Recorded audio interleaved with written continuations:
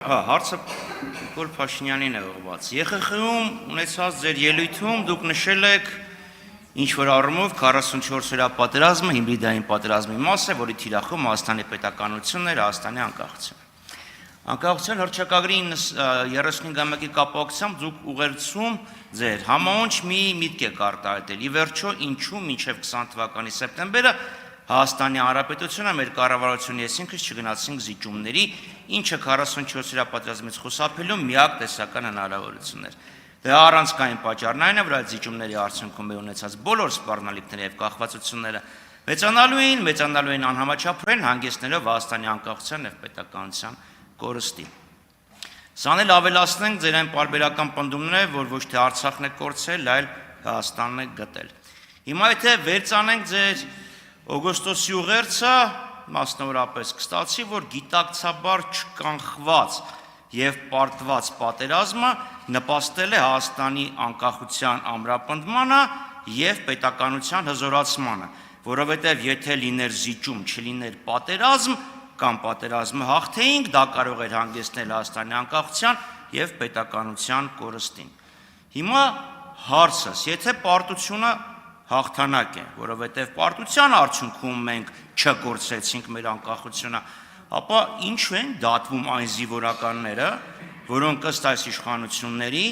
մեղավոր են պարտության մեջ։ Եվ օրինակ ինչու է ստեղծվել քննիչ հանձնաժողով, որի ոդիսականը ես չգիտեմ երբ է ավարտվելու։ Նիկոլ Փաշինյանը, Հայաստանի Հանրապետության վարչապետ,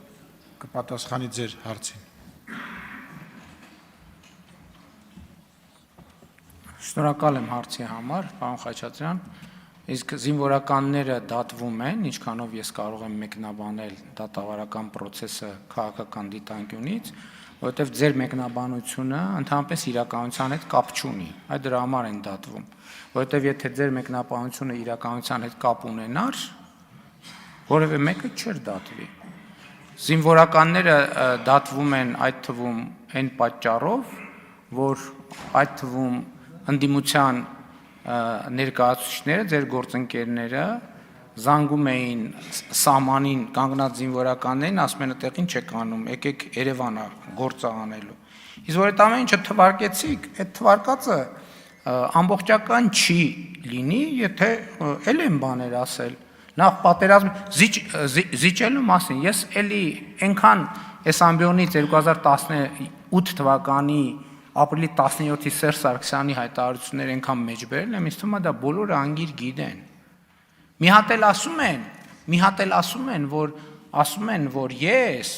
եկա եւ պատերազմ հրահրեցի, պատերազմ սկսեցի, պատերազմ հայտարարեցի, փաստորեն 2018 թվի դրությամբ խաղաղություն է եղել։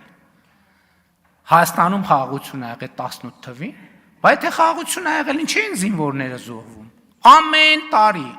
տարի զոհվում, վիրավորվում։ Բայց եթե խաղաղություն է եղել, ինչի են դիվերսիաներ տեղի ունենում։ Ամեն տարի։ Հաջորդը մի հատ կարևոր կոմպոնենտ ավելացնեմ։ Ասում եմ, այո, այս հիբրիդային պայքար եւ պատերազմ բանը տերմինը նոր է մտել, մեզ թվում է թե դա համակարգիչների բանի հետ է կապված։ Ես հարց եմ տալիս։ Ասում եմ, ժողովուրդ ջան, այն մեր հայրենասիրություն կոչվող հասկացությունը մեր գիտակցության մեջ ձևավորվել է այն գրքերի, ստեղծագործությունների, ֆիլմերի, նկարների վրա, որոնք ստեղծվել են խորհրդային գլավլիտի պայմաններում։ Մենք պետք է մեզ հարց տանք, այս ո՞նց է սենց ստացվում։ Ինչի է սենց ստացվում։ Եվ ես ասում եմ, այո, այդ ամեն ինչը եղել է հիբրիդային պատերազմ, որ Հայաստանը որպես պետություն երբեք գոյություն չունենա։ Եթե ավելի մանրամասն բացատրություններ են պետք այդ հարցի, ես խնդիր չեմ տեսնում, լսումներ կազմակերպեք հրապարակային, գամ մանրամասն ներկայացնեմ, ամեն բառը, ամեն տառը ինչից հետո է։ Ես զարմանում եմ մեր վրա, որ մենք հարց չենք տվել մեզ։ Այդ ոնց էր, որ Ստալինը Չարենցին բան էր անում, 37 թվին Չարենցին ու Բակունցին ոչնչացնում էր, 40 թվից հետո սկսեցին ստեղծագործություններ ձևավորվել, այդ շատ լավ էր մեր գործընկեր Թագոյ Ղազարյանը բան արել, նկատել, որ այդ նույն բանաստեղծություններում այդ ոնց է եղել, որ միջև X թիվը եղել է Արագած, հետո մի X թվի դարել է Արարատ, այդ ոնց, ու հրատարակվել է դա, խորհրդային գլավլիտի պայմաններում, այդ ոնց, ես ասում եմ, մենք այս հարցերին պետք է անդրադառնանք, ոնց է եղել, որ Ստալինյան, Խրուշչովյան, Բրեժնևյան տարիներին ձևավորվել են ստեղծագործություններ, որոնք պայմանավորվել են հայրենիքի մասին մեր հասկացությունը, ոնց է եղել դա, կամ ուրիշ բան եմ ասում, մենք մեզ հարց չենք տալիս, մենք անկախ պետություն ենք, բայց դեռ հայրենասիրության մեր հասկացությունները տեղավորվում են այն գծագրի շրջանակներում, որը գծվել է Ստալինի, Խրուշչովի, Բրեժնևի օրոք, դուք չեք տալիս այդ հարցը, չեք տալիս, ինչու, որովհետև դուք եք այդ հայրենասիրության մեխանիզմի մաս,